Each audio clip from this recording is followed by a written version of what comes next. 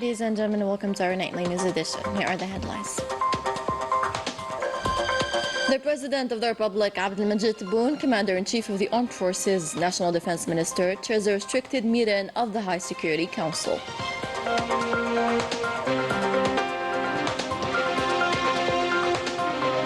On the occasion of his re-election for a second term, the President of the Republic, Abdelmajid Tebboune, receives congratulation messages from his Indonesian, Polish, and Guinean presidents, respectively Joko Widodo, Andrzej Duda, and Mamadi Doumbouya.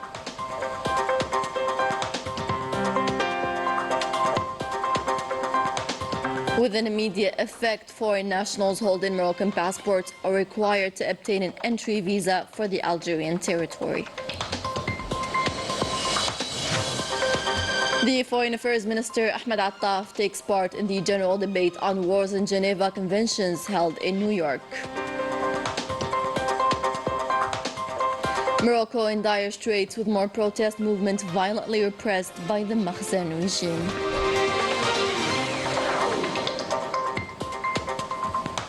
Welcome back. We begin with tonight's top story with the President of the Republic, Commander-in-Chief of the Armed Forces, Minister of National Defense, Abdelmajid Tebboune, chaired today a restricted High Security Council.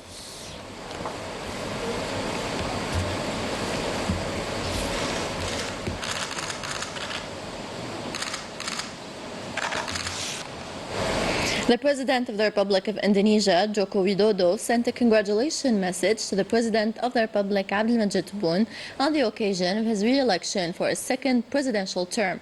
The Indonesian President assured the President that his leadership and wisdom are testament to the trust placed in him to lead Algeria towards a bright and prosperous future, adding that Algeria is an important and valuable partner in Africa for Indonesia, and the relations between the two countries are based on mutual respect and cooperation aimed at enhancing the well-being of the two peoples and contributing to regional peace and stability.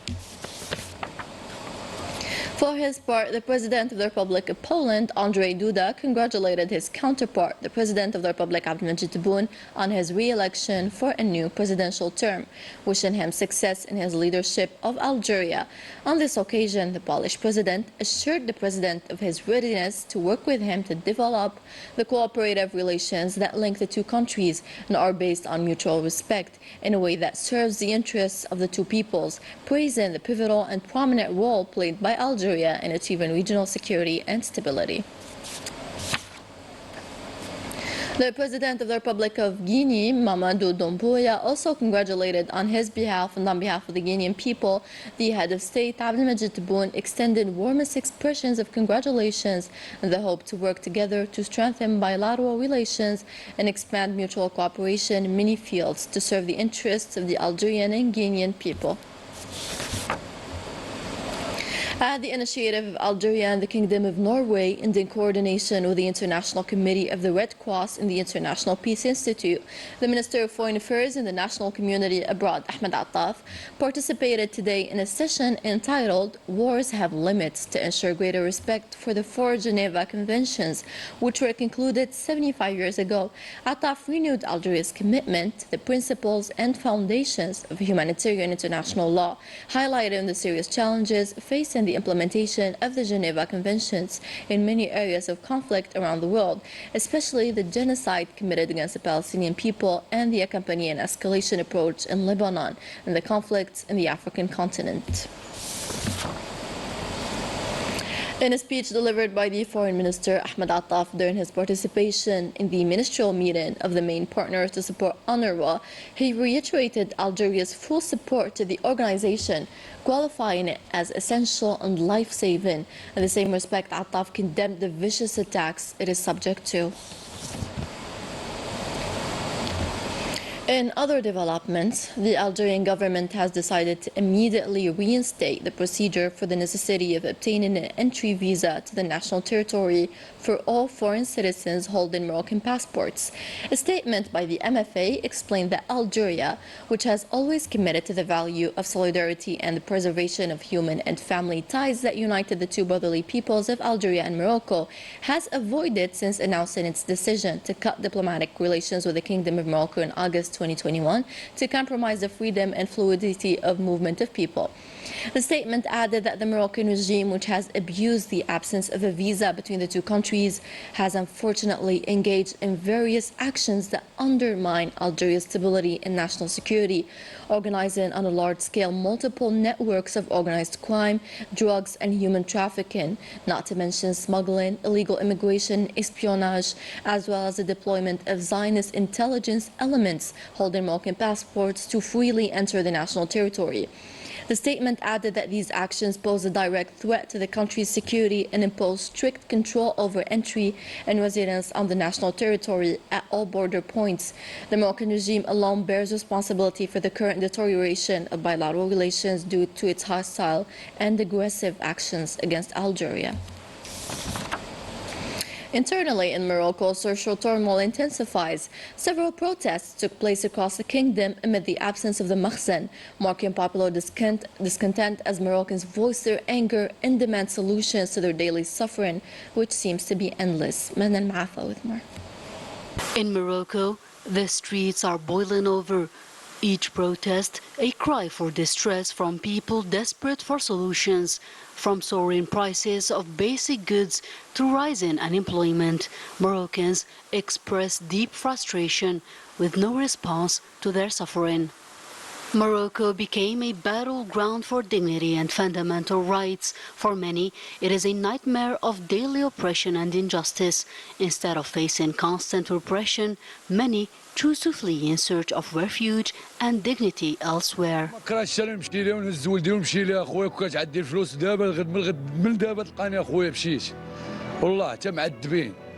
صحتنا مهرسين في كشافنا وما لقينا باش نداوى اخويا معذبين وهما الغلاء بزاف وما خدامين مردامين وانا نخدموا شي خدمه ب 70 درهم والو ما لقيناهاش ومعذبين اخويا وعاد عندي ولد بلا بقى صغير عنده 4 سنين ومقهورين بزاف.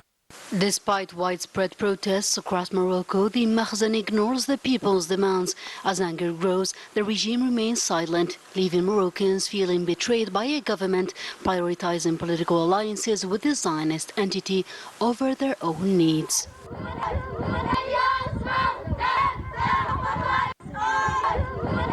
يعني الديور كل شيء كما تشوفوا الديور كل شيء رابو وهاد البلاصه الواد صافي يعني الواد هاد البلاصه سكن فيها ما بقات شي بلاصه اللي غادي نقولوا حنا غادي نجي نسكنوا فيها ولا نبنيو فيها يعني كل شيء هادشي مهدد للخطر ما بقاش شي واحد غادي يقدر يسكن في هاد البلاصه هادي كل شيء تدفن كل شيء سميتهم احنا كل شيء حوايجنا كل شيء بحال صافي طلحنا الزنقه صافي مثلا قال هذاك الجهد ما كاين. The recent floods have caused extensive damage, leaving many families in critical situations without compensation or support. Meanwhile, the disparity between King Mohammed VI's wealth and the hardships faced by the Moroccan population is striking. Forbes lists him among the 5 richest monarchs globally, with 12 palaces, including a new one in the US, valued at 500 million euros, and a luxury car collection worth around 400 million euros. This raises serious questions about the monarchy's priorities, while thousands of Moroccans struggle to survive. Repression is also used against students. The country's elite who took to the streets in Rabat to voice their anger against the current policy of Al-Makhzen. The students are determined not to give up and hold other demonstrations in the coming days. More details in this report by Salim Merah.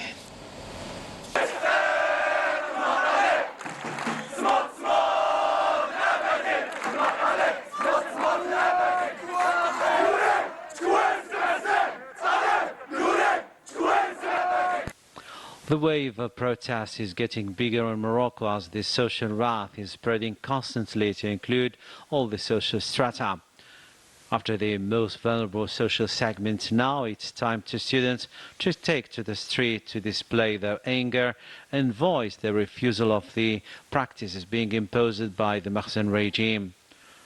Rabat was the venue of a demonstration staged by students totally disgruntled with the current situation.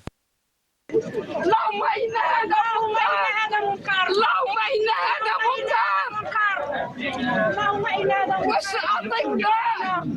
أطباء المستقبل تيتعب يعملوا بهذه الطريقه؟ واش يتهمهم انهم بغاو يخدموا وطنهم؟ واش بغاو يخدموا بلادهم؟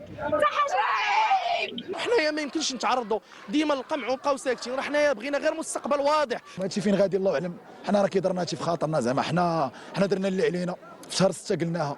حنا مستعدين اننا نيغوسيو واننا نتنازلوا على اي نقطه نقدروا نتنازلوا عليها، الا النقاط التي تمس بجوده التكوين ديالنا والتي تمس بالكرامه ديالنا. المسار ديالنا مسار مجهول. الا جينا نهضروا على المسار ديالنا مجهول في هذه البلاد، حتى واحد ما عارف فين غادي. Usual, the security forces used violence to disperse the demonstrators. They even arrested 15 students. بحال راه جايين هادو مرتزقه، بحال جايين بالسيوفه، بحال جايين ما عرفاش شنو غيديروا، الوغ كو هادو وبشهادتهم هما وبشهادات المواطنين كاملين انهم من خيره الشباب ديال المغرب. بعد ما طالت المقاطعه ل 10 شهور وان الوزير داير سيلونس راديو ما لا يستجيب مع احد، لا يجتمع مع احد، فهاد النفسيه ديالهم بيان سيور في الحضيض. واللي صعيب هذه ان حتى النفسيه ديالنا حنا غاده للحضيض، لان دابا في الاخر تولي الاسر ديال اللي عندها ابناء اللي كانت تحلم انه غيولي طبيب الغد تتعيش واحد الجحيم في البيوت ديالها. وهذا سببه السيد وزير التعليم العالي، نطلب الله يهديه يلقى حل مع الناس. Policy seems to be insufficient to deter students from holding other protests starting from next Monday to make their voice be heard to the country's ruler, unaware of the current situation, jolting more and more an already free country open to all possibilities. Since the invasion of Western Sahara in 1975, the Moroccan occupier systematically used kidnapping and torture as a means of repression so as to erase the right of Sahrawi people to self-determination. A case in point tonight, the testimony of Sid Ibrahim al-Husseini in the occupied city of Boujdour, who endured the toughest forms of torture inside a Moroccan police station. Manal Maafa's report. These images starkly reveal the torture and cruel physical abuse inflicted on Sahrawi activist Sidi Ibrahim al-Husseini by Makhzen forces. Kidnapped last Monday while peacefully protesting for his property, he endured severe violence for over 5 hours in a Moroccan police station in occupied Boujdour, where his car was also confiscated. In critical health, he later staged a desperate protest in front of a Minurso vehicle to protect himself and his family from further abuse.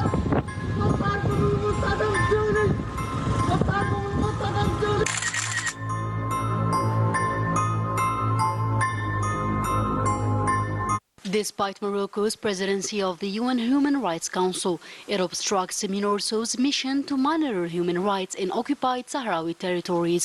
This situation raises serious concerns about human rights in Western Sahara and the effectiveness of international institutions in protecting civilians in complex conflicts.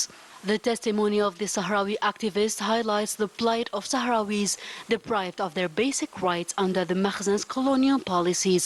Since its 1975 invasion of Western Sahara, Morocco has used kidnapping and torture to suppress the Sahrawi people's rights to self-determination.